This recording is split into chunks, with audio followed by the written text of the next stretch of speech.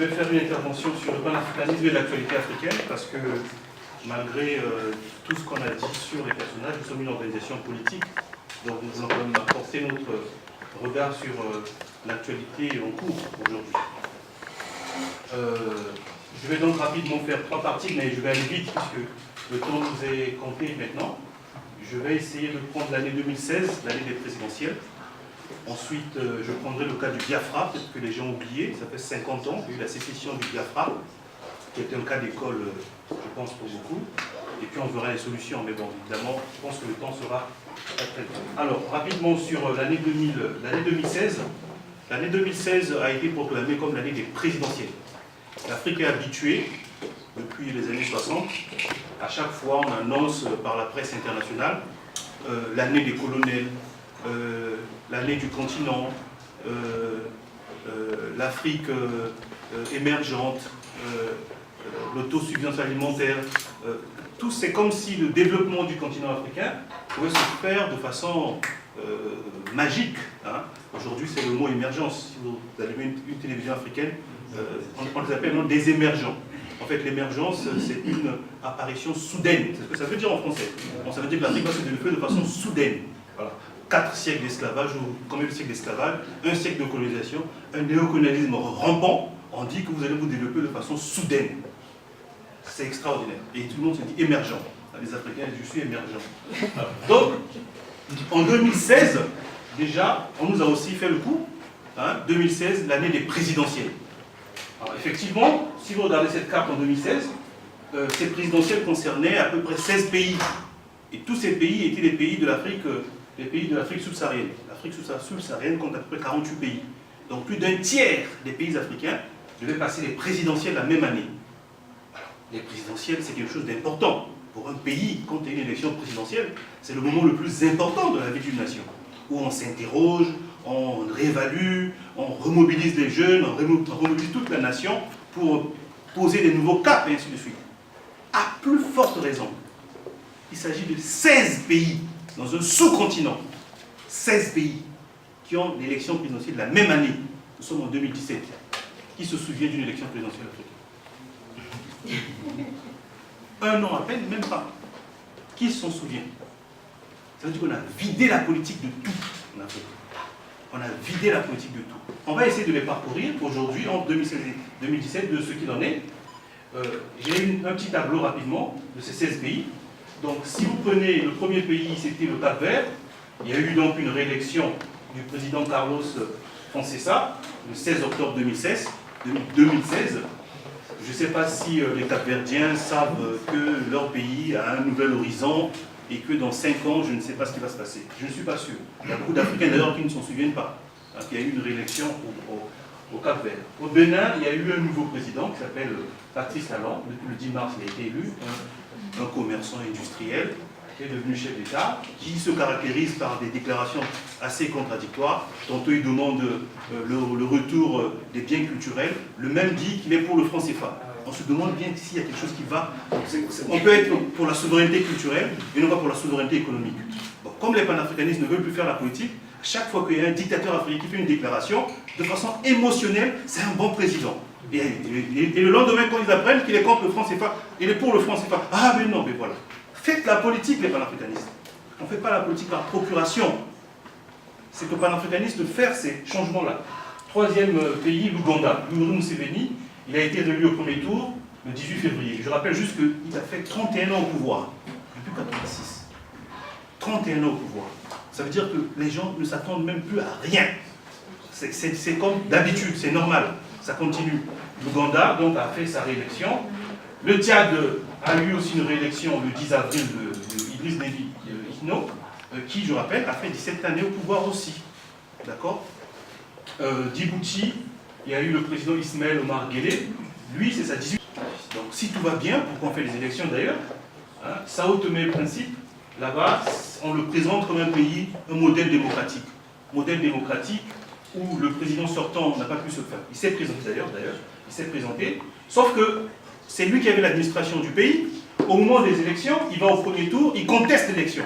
C'est sa propre administration qui a organisé l'élection, il considère que parce qu'il était 2e, l'élection n'est pas correcte. Et donc, il va au deuxième tour, il refuse de se présenter au deuxième tour. On est arrivé dans une situation où, en fait, le candidat qui a gagné était seul au deuxième tour. L'autre candidat président de la République a refusé de se présenter. Et ce pays est un modèle démocratique d'après les standards occidentaux.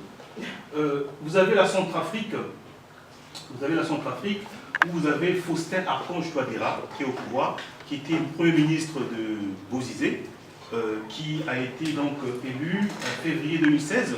Je me rappelle le premier tour, avant le premier tour, nous étions en Centrafrique, la Ligue panafricaine Moja. Au même moment où on faisait la campagne électorale, nous avions un colloque à côté où nous étions en train de sensibiliser les jeunes centrafricains sur les enjeux de leur pays, les enjeux structurels, et non pas tout ce que les Touadéra, tout ce que le monde politique expliquait. Et tout le monde nous disait, mais tout ce que vous nous dites là, ils ne disent pas ça dans leur meeting. Et d'ailleurs, quand Touadéra, soi-disant, a été élu, une semaine après, le FMI est venu avec le vrai programme économique. Donc, tout le programme économique qu'on a balancé pendant l'élection ne sert à rien. Le vrai programme économique est à Washington. Une semaine après qu'il a été élu, le FMI est venu avec son programme. Et c'est ce programme-là qu'il va falloir appliquer. C'est pour ça qu'il faut sensibiliser les Africains sur les vrais enjeux de pouvoir. Il ne faut pas faire mourir les Africains pour des élections qui ne servent à rien. Il n'est pas normal que les élections qui font des tournants d'élections, qui ne font pas le développement, qui ne posent pas des problèmes structurels, que les gens meurent en plus pour ça.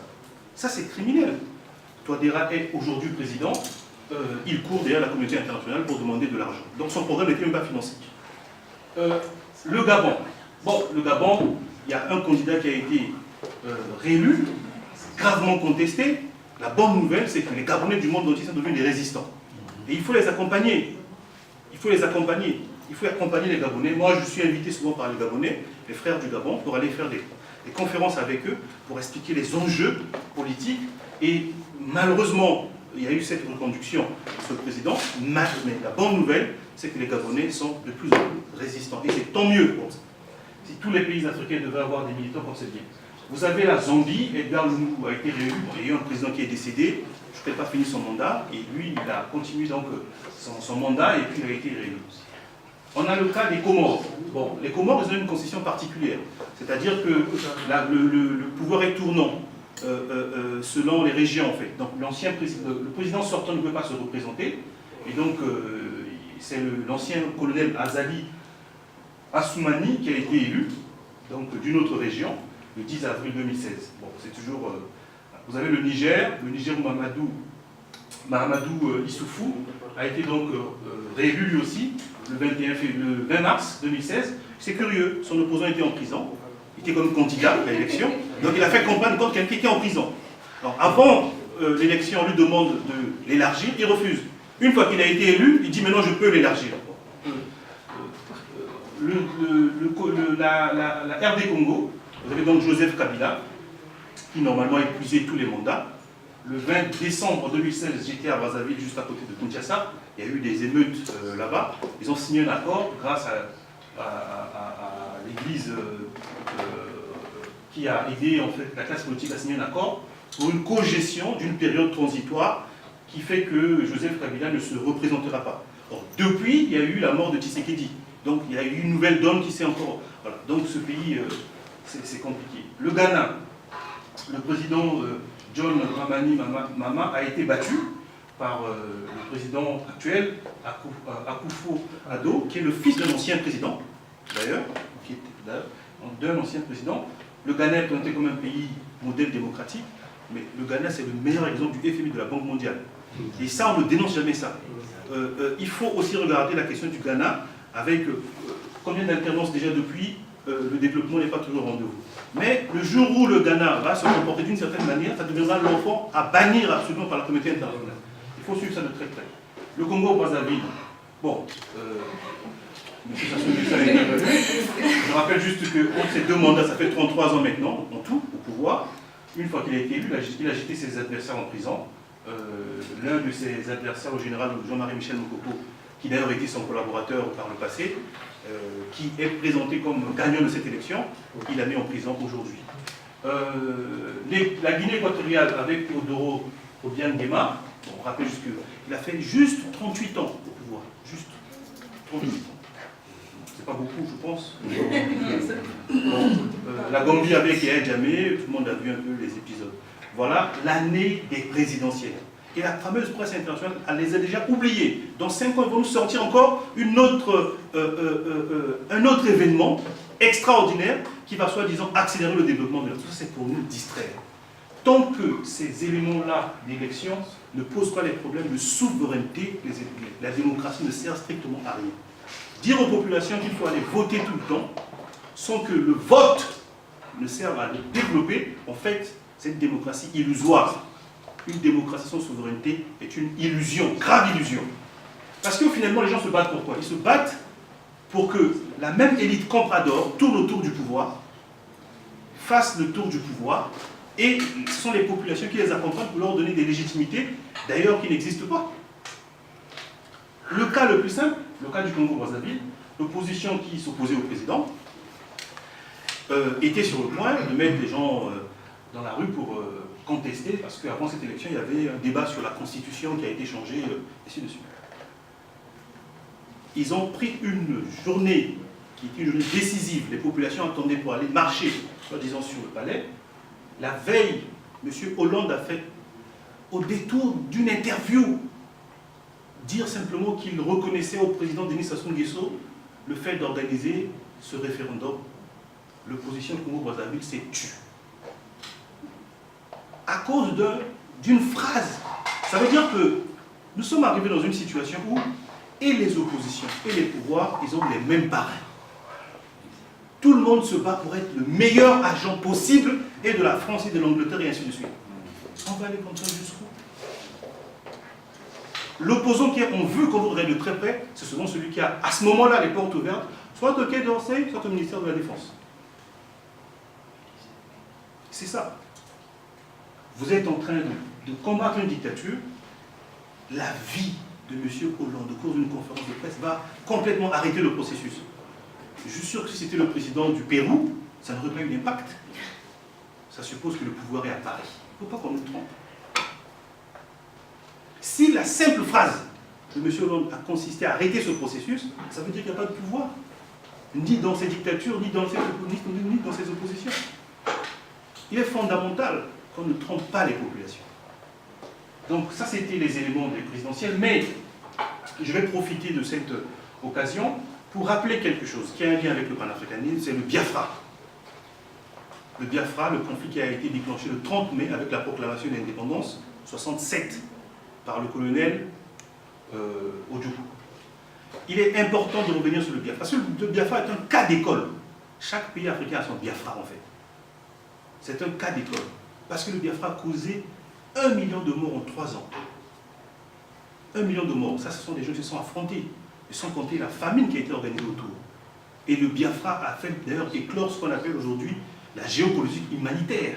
Les Kouchners sont devenus des hommes publics à cause du Biafra. Donc il y a toute une géopolitique aussi de l'humanitaire qui a été déclenchée sur les conflits africains, en particulier à partir du Biafra. Et ça continue aujourd'hui d'ailleurs. Donc, on va essayer de voir le Biafra rapidement. Donc là, nous avons la carte du Nigeria. Alors, c'est les grandes lignes, hein, on va aller vite. Il faut comprendre que globalement, vous avez 3 grands groupes, disons 3 grandes communautés. Les Haoussa au nord, les Yoruba à l'ouest, et vous avez les Igbo au sud-est.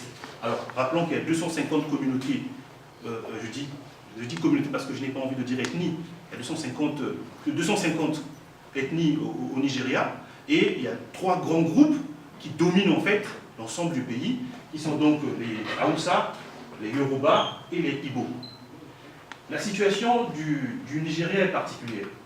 Le Nigeria, les causes de l'affaire du Biafra partent déjà de l'indépendance. Il y a un président qui s'appelle Nnamdi Azikiwe, qui était le premier président, un homme de lettres, qui a d'abord été gouverneur général jusqu'en 63, il est devenu président réellement en 63, quand ils ont proclamé la République, en quelque sorte.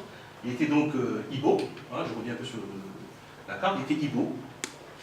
Et donc, il y a eu un coup d'État en 66 qui s'est passé, très rapidement, et ce coup d'État donc a conduit, sans les causes de la guerre du Biafra, ce coup d'État a conduit donc Benjamin Nnamdi Azikiwe à être renversé, il était remplacé par un autre général aussi, Agui Iransi, le général qui est juste au milieu, qui est aussi Ibo, qui prend le pouvoir.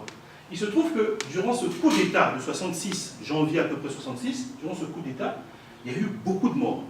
Il y a eu beaucoup de morts, en particulier des cadres, des leaders qui étaient en fait du groupe Aoussa, on va dire comme ça. Et donc il y a une tension qui va se faire dans le pays. Les deux autres groupes, les Aoussa et les Yoruba, vont penser que les Ibo veulent en fait exercer une domination sur le pays. Il faut rappeler que la plupart des richesses pétrolières du Nigeria, concentrées dans la zone du Biafra, c'est-à-dire sud-est, là où viennent les Ibo. Et donc une chasse, après qu'il y ait eu dans ce coup d'État et les assassinats de certains responsables politiques Aoussa, une chasse dans le nord du Nigeria des Ibo a commencé. Et au sud-est, là où sont les Ibo, donc dans leur région, là où c'était le Biafra, là-bas aussi on a commencé à chasser les gens du nord. Donc de part et d'autre on assassine. De part et d'autre on assassine. Le pays est dans une tension extraordinaire. Il se trouve que entre janvier et juillet, il y a un deuxième coup d'État qui va s'opérer. Donc un contre-coup d'État on va dire, c'est le général Yakubu Gowon en juillet, qui va donc faire un coup d'État. Cette fois-ci, lui, il est évidemment du Nord, mais il est chrétien. Bon, malgré tout, comme il est du Nord, on l'assimile aux musulmans, en fait, aux Aoussa. Il est Aoussa, en fait, d'origine, mais il n'est pas musulman, puisqu'on a présenté l'affaire du Nigeria contre musulmans contre chrétiens. Mais, donc, quand il prend le pouvoir, ça va accélérer le phénomène, en fait, de la chasse des Ibo dans le Nord, qui vont quasiment tous vider le Nord pour aller dans le Sud-Est, dans leur contrée, où se trouvent les Ibo. Et de l'autre côté, ce qu'on appelle l'épuration ethnique, là, tout simplement, c'est le mot. De l'autre côté aussi, dans le Sud-Est, on va aussi chasser les gens de cette zone-là pour repartir vers le Nord, s'ils n'ont pas été simplement tués. Cette situation évoque quoi? Ça évoque tous les troubles que nous avons sur le continent. Est-ce qu'on a du mal aujourd'hui à reconnaître la mauvaise gouvernance de nos problèmes? Nous avons hérité d'un continent qui a été divisé en 85 et qui n'a pas été bien agencé sur le plan constitutionnel interne. Ce sont des problèmes qu'il faut résoudre. Il faut qu'on s'asseye et qu'on les traite. Sauf que le gouvernement nigérian va considérer que si les Ibo s'organisent au sud-est, ça va empêcher le gouvernement général d'accéder aux mannes pétrolières. Et donc ils vont faire une pression sur les Ibo, et les Ibo vont se rassembler. Il y avait un gouverneur général militaire là-bas qui s'appelait le colonel Ojukwu, je vais vous montrer son image. Il est là, Ojukwu. C'était le gouverneur général de l'Est, de la zone Est-Sud-Est, qui jongle avec le Cameroun en fait. Il va donc refuser les ordres du général qui venait de faire le coup d'État en juillet 66. Et là, ils vont commencer à s'organiser pour créer une sécession.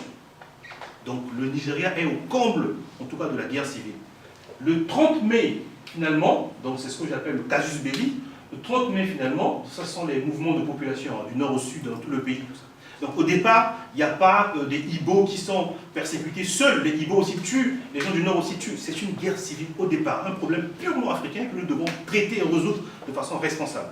Non, on va laisser le problème pourrir, et donc le 30 mai, le colonel Ojukwu va rassembler ses troupes au Biafra. Ils vont faire ce qu'il ne fallait pas faire, ce qu'on appelle le casus belli, ils vont faire la proclamation de la sécession du Biafra. Proclamation de la sécession du Biafra, ça veut dire que tout le reste du Nigeria va être complètement asphyxié, parce que toutes les richesses sont concentrées là. Et cette proclamation va déclencher la fameuse guerre du Biafra. Voilà le déclenchement de l'affaire. Le problème, c'est que là, je vous donne un peu les déroulements. Donc, le 30 mai, il y a cette proclamation d'indépendance, il y a cette affaire. Et le 6 juillet, donc 2 mois après, le gouvernement nigérian, le Grand Central, va marcher sur Biafra, puisque la capitale du Biafra, c'est Enugu, le nouveau capital politique. Après, la nouvelle capitale politique après cette déclaration d'indépendance. La capitale va être occupée par l'armée nigériane. L'été 67, plusieurs contre-attaques des Biafrais. Donc, les Biafrais vont s'organiser aussi pour repousser en fait les attaques.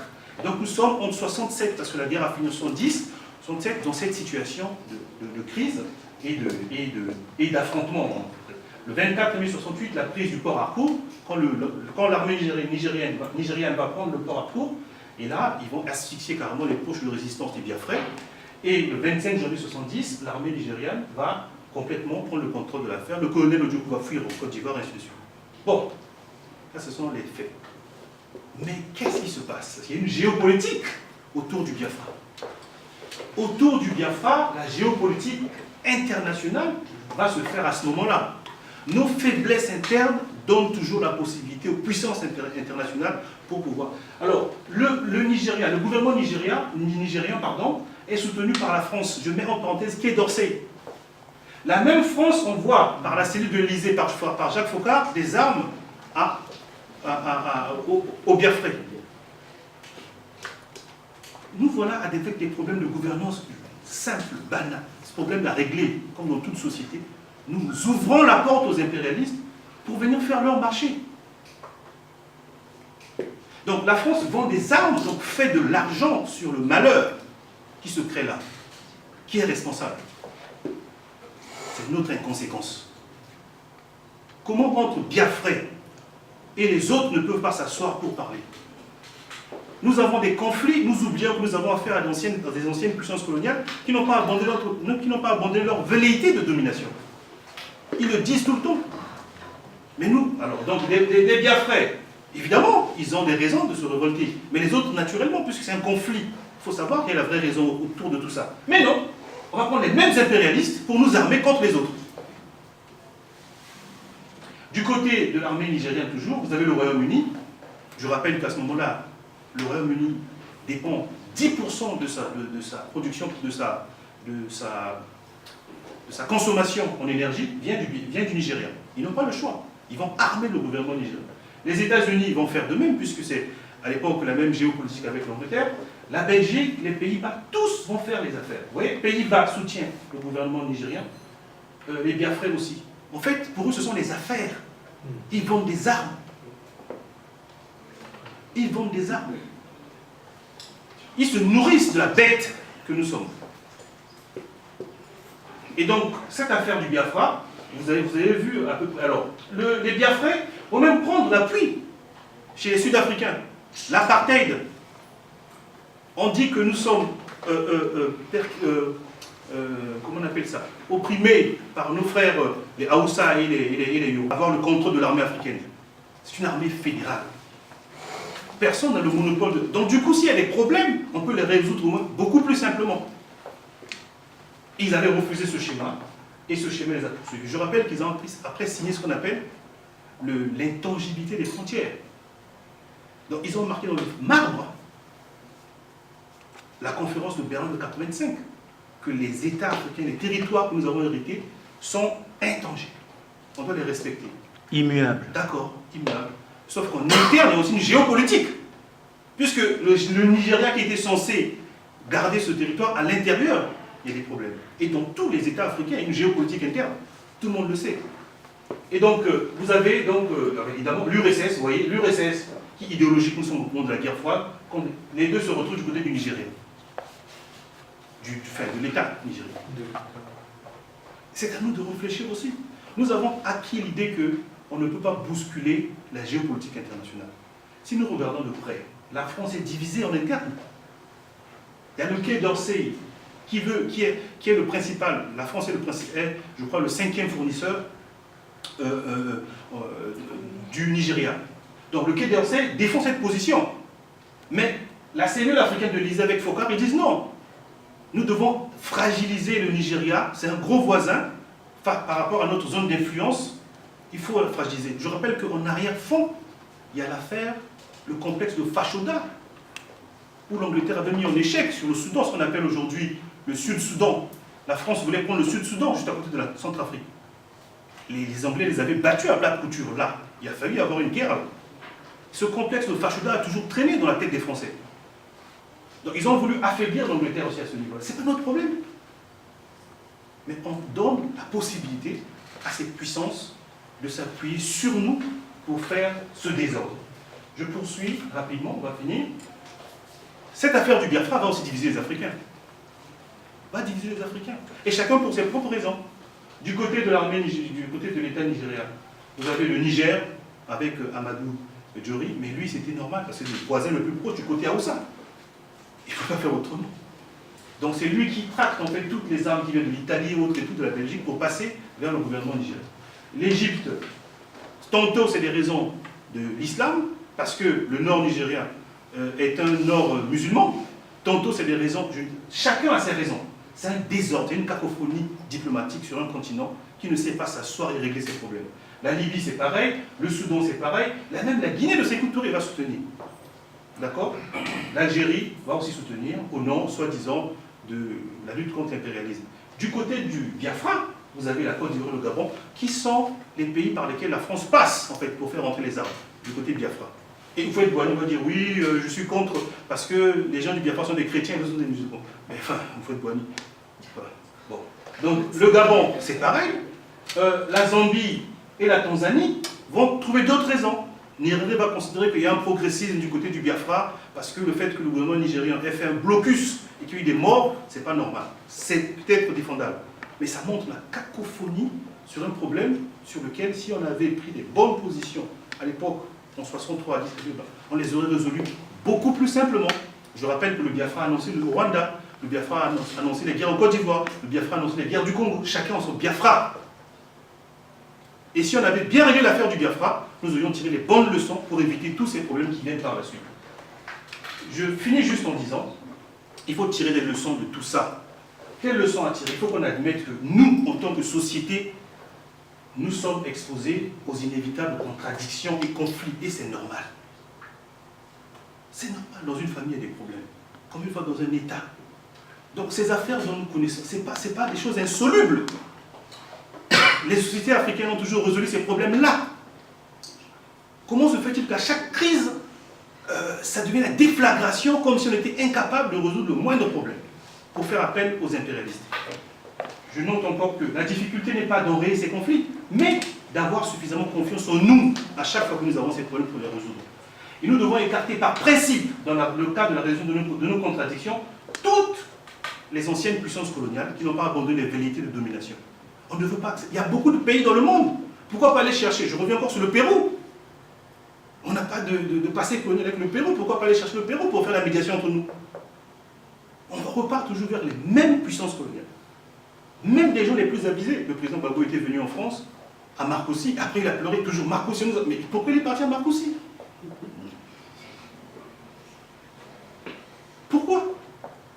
On ne découvre pas que la France est velléitaire. Elle est velléitaire par nature aujourd'hui. Sinon, elle ne vit pas. Ça y va de sa puissance. Nous lui servons tout le temps les raisons de le faire. Je note aussi que il y a bien des États dans le monde aujourd'hui avec lesquels on n'a pas de conflit, on n'a jamais eu le passé. Il faut chercher des pays neutres qui existent. Allez prendre le président coréen. Il est plus sensibilisé aux questions du monde. Mais non, on repart toujours vers les mêmes et après on se trouve. Pour la solution, en tout cas, comme au Rwanda hier, comme au Biafra avant-hier, comme en Centrafrique hier, le panafricanisme est la solution à notre problème. Parce que le panafricanisme, pour les questions identitaires, reconnaît à chacun d'être Téké, d'être Vili, d'être Congo, d'être Bété, d'être Yoruba. Mais en même temps, vous dit que le fait que vous êtes Yoruba, ce n'est qu'une partie de votre personnalité africaine. Donc si vous êtes à la fois Yoruba et africain, l'autre ne peut pas être votre ennemi. Le Téké ou le Congo, c'est le complément de l'autre. C'est ça le panafricanisme, sur le plan identitaire. Le panafricanisme nous donne une réponse sur la question identitaire. Si je ne suis pas Téké, comme vous, parce que vous êtes Yoruba, mais je suis africain, qu'est-ce que vous me déniez? Nous sommes tous les deux africains. Et il y a des réponses, il y a des faits, il y a l'histoire, il y a la culture, là-dedans. C'est ce qu'on devrait enseigner, éduquer nos populations. Ce n'est pas qu'il n'y a pas de réponse, c'est que nous avons refusé d'appliquer les réponses. Nous créons les conditions de notre propre génocide. Tant que nous ne le ferons pas. Et toutes les conditions sont réunies pour qu'il y ait 10 000 Biafra en Afrique, 10 000 guerres en Afrique. Parce que les gens sont comme, excusez-moi, des animaux. Ils vivent sans conscience. Un peuple sans conscience historique, sans conscience culturelle, c'est un danger pour lui-même. Et donc, deuxième solution, le panafricanisme libère. Parce que le panafricanisme, c'est l'idéologie qui nous dit qu'il faut nous débarrasser de l'impérialisme, donc ça libère. Mais ça protège, parce qu'il nous dit qu'il faut la souveraineté. Sans souveraineté, toutes nos élections, tous nos drapeaux nationaux que nous briguons partout, que nous brandissons partout, tous nos micro-nationalismes de bazar, je suis Camerounais, je suis Ivoirien, alors ça vous protège en quoi? Ça ne sert strictement à rien. Vous êtes Ivoirien, vous êtes Camerounais, mais entre Camerounais, entre Ivoiriens, entre Congolais, vous allez vous entretuer un jour. Mais c'est quoi le Cameroun alors? Le panafricanisme donne toutes ces réponses identitaires-là. Le panafricanisme, c'est un parapluie de la souveraineté. En reconnaissant notre appartenance particulière au Congo, je l'ai dit tout à l'heure, nous sommes une famille, l'Afrique. La nécessité, et je finis par là, des panafricanistes à renouer avec la politique. Tout ce que je vous dis là, ça n'a aucune espèce d'importance si nous n'avons pas la voix au chapitre politique. C'est pourquoi les panafricanistes doivent rejoindre le champ politique pour défendre ces thèses-là. Sinon, nous laissons le champ libre aux autres, au Sassou Nguesso, au Yandema, on n'aura que des yeux pour pleurer. Il faut que nous cessions avec l'émiettement des panafricanistes. Je suis lumumbiste, je suis sankariste. Mais ça sert à quoi si on ne peut pas se travailler ensemble et avancer? Sankara voulait les États-Unis d'Afrique, Lumumba de même. Faisons-nous violence, acceptons nos différences, acceptons les critiques. Chez les panafricanistes, de fois, ce sont les plus intolérants sur le plan idéologique. L'autre a une virgule de différence, il n'est pas bon. Vous allez trouver quelqu'un qui est pur comme vous, 100%, ça n'existe pas. Il faut qu'on accepte aussi à grandir, à devenir majeur politiquement. Bâtir des organisations panafricanistes territoriales. Aujourd'hui, on ne peut plus continuer à opposer à l'impérialisme des petits partis politiques du Gabon, des petits partis politiques de Côte d'Ivoire. Il faut des partis politiques aussi qui dépassent nos États. C'est ce que nous essayons de faire à notre niveau avec la Ligue panafricaine mondiale. C'est la même organisation qui crée des sections partout. Nous aurons des mots d'ordre collectifs et on va se battre aussi sur le plan spécifique de chaque territoire. Parce que eux ne respectent pas de frontières quand il faut défendre leurs intérêts. Quand il a fallu bombarder la Libye, ils se sont mis ensemble. Après, ils ont retiré leurs armées, nous sommes souverains. Mais quand ils vont ensemble à chaque fois. Le FMI, c'est la communauté des créanciers. Mais nous allons seuls face à la communauté des créanciers. Est-ce que ça a le même sens? On est faible. Nous allons seuls face à la communauté des États créanciers. Mais nous devons aussi aller ensemble face au FMI. Parce que seuls, devant eux, on ne peut rien. Il faut développer l'esprit fédéral dès le militantisme. On ne devait pas panafricain du jour au lendemain. Je rappelle qu'il y a beaucoup de nos anciens qui dirigent nos gouvernements, qui étaient les membres de la FEANF, qui ont vendu le panafricanisme en Europe, sont devenus des pires agents du tribalisme sur le continent. Ça aussi, il faut qu'on en tire les leçons. Donc ça ne doit pas être que des mots, des phrases. Ce panafricanisme doit être un vécu, une réalité. Et évidemment, travailler, je finis par là, à la prise de pouvoir. Il faut qu'on travaille à la prise de pouvoir. C'est le pouvoir qui nous rend pauvres. C'est le pouvoir qui nous rend malheureux. C'est le pouvoir qui nous rend des clandestins, des immigrés. On ne va pas réfléchir à la notion de pouvoir. Je dis souvent, le pouvoir est partout. Le pouvoir est partout. Vous êtes président d'une association, vous avez un pouvoir. Président du conseil d'administration d'une université en Afrique, vous avez un pouvoir. D'une équipe de football dans un quartier, vous avez un pouvoir. Est-ce qu'on sait utiliser le pouvoir partout où nous sommes? Peut-être que si on était conscient de ces petites parcelles de pouvoir partout, nous pourrons facilement mettre fin à ces dictatures. Je vous remercie.